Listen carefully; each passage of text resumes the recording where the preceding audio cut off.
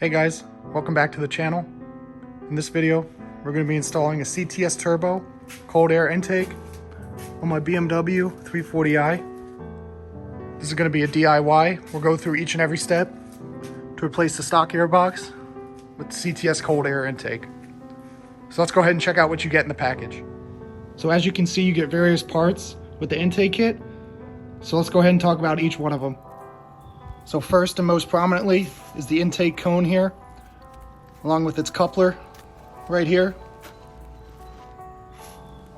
Moving on, we have the intake tube here, CTS turbo branding.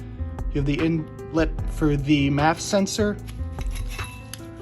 You have another silicone coupling here. You also have various weather stripping here, as well as the heat shield elements. A couple more clamps to secure. And last but not least, you have your various hardware as well. So just as a warning here before you start this project, make sure your engine is completely cooled down or close to it. You're gonna be getting pretty close to the downpipe and the turbo back there, and you just wanna make sure you don't burn yourself. So the first step you wanna do is unplug the MAF air sensor here. All you have to do is pull up on this clip. So what I did is I used a flathead screwdriver and I just placed it under the connector here and pried it up, and it came right out. So once you undo that clip, you're gonna wanna push down on the clip and pull out. Next thing you're gonna wanna do is take a flathead screwdriver and loosen this clamp so you're able to pull this airbox out. I would just take a flathead screwdriver, put it in, and loosen it up. Once this clamp right here is sufficiently loose, you want to pull the airbox away like that. It's going to take two hands, so I'll go ahead and do that off camera. So once the two are disconnected, you're next going to move to the actual airbox here, and it's held in by some grommets at the bottom here. And all you have to do is just pull straight up and it should come out. Okay, so I got the first one undone. Keep pulling up and it should just come out. Like so. So once you're done removing the stock airbox, you're going to want to work on the secondary part here. And to remove it, it's kind of hard to see, but there is a clamp down there that you would loosen with either a flathead screwdriver or a 7mm. Okay, well that was the absolute biggest pain in the butt, but I was able to get it out. Stick a microfiber in there just so nothing falls out. Next you want to remove that 17mm bolt right there. Okay, so once you take it out, it's just this little plastic bolt here. Now the next thing you want to do is remove mass airflow sensor bolts, and these are T15 Torx bits. So once those bolts are removed, you want to take the mass airflow sensor out. Make sure you do not touch any of this part of it with your fingers. And what you want to just do is bring it right over to the new part and install it. Just like so. As you can see, there's no wrong way to install it. It only goes in one way. There we go. Then using the supplied 2 bolts in the hardware kit, you can go ahead and get an Allen key like I did here and just tighten those 2 down. The next step is to go ahead and install these supplied clamps onto the heat shield here. And this heat shield is going to slide in like so. It's hard to do it with one hand, and clip on to that railing right there. I do want to mention that these clips, that once they're on there, they seem like they're very much on there.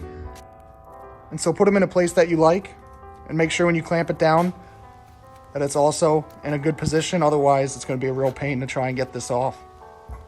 Once you have everything squared away here, you can see I used the factory fastener here, put the weather stripping on the heat shield here, made sure this was secure, and we're on to the next step. So the next step is to slide that coupling and that clamp, and you want to put it in a more accessible position. It's a little bit tough to see, but I made the screw right here so I can easily get a screwdriver in there later. Let's move to the next step. Okay, so once you attach the bottom coupling here, you want to use the other smaller coupling, slide it on to the intake pipe here, slide the other end into the actual cone, tighten down both clamps so they're both accessible. And then last step, take the MAF sensor, plug it back clip it down like that, and you're all done. Okay guys, so this is actually the next day. I had to split the video off because I was running out of time for the install, but I wanted to give you guys my final impressions of the intake, what my thoughts have been so far in the past 24 hours or so, and give you guys some final pointers for your install. So let's go ahead and get started. Okay, so here's the final product, guys. I think it looks really good under the engine bay. A couple things that I wanted to point out here. First, you'll probably see is this weather stripping right here. It doesn't exactly line up all the way. I'm not exactly sure what I'm gonna do with that.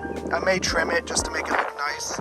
Second thing I wanted to talk about is this second bolt connection here that's supposed to reach all the way over. They say in the install that this bolt is supposed to thread all the way through and you know, connect this to the frame of the car here. But as you can see, this sits way too high and this bolt is definitely not long enough. So I'm probably gonna have to go to the hardware store or something to find a longer bolt just so I can make that secure to the frame. And I also wanted to point out that yes, the heat shield is sitting on the frame rail of the car there, bolted with the factory fastener, so it's not like it's misaligned or anything. I'm just not sure why this doesn't actually line up as good as it should. If you guys have any suggestions on how I can fix this, please let me know. Another thing that I want to stress very heavily, if you guys are going to do this install yourselves, is to make sure that all of your clamp screws are in easily accessible locations. I can't tell you how much of a pain in the butt it was for the factory location where there was literally zero clearance down there. So just do yourselves a favor, and if you ever have to remove this in the future, just make sure that you can get to the clamp bolts easily. Like I said during the install process of this video as well, you just want to make sure that once you attach these clamps to this metal rail here, that this very much won't come off unless you risk damaging something. So you want to be very sure that your heat shield pretty much lines up all the way at the top there. And at the bottom, it's kind of hard to tell. There you go, a little bit, before you press it down. The last thing I want to point out here is regarding, if you remember in the installation part of the video, that there is that bolt for this clamp. Actually, I put it, like I said, in a more accessible location. But if you picture this clamp rotated, it was basically down there, the bolt, and it was like impossible to get any sort of clearance to fit a ratchet and a socket down there. So I just want to make sure that you guys have a thin socket or a small screwdriver that you'll be able to undo this flathead here when you're installing it. So overall, I would give this install process probably a 3 or 4 out of 10. It wasn't necessarily too difficult. You just want to make sure you have the proper tools, as you should with any part installation.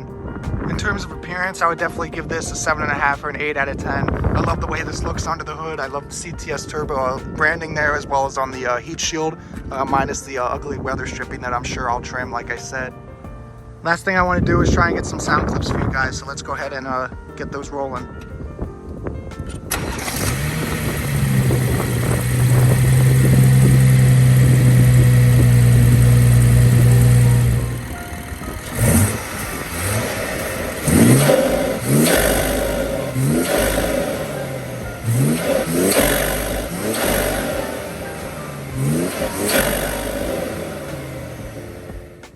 Overall, guys, I want to thank you so much for watching this video.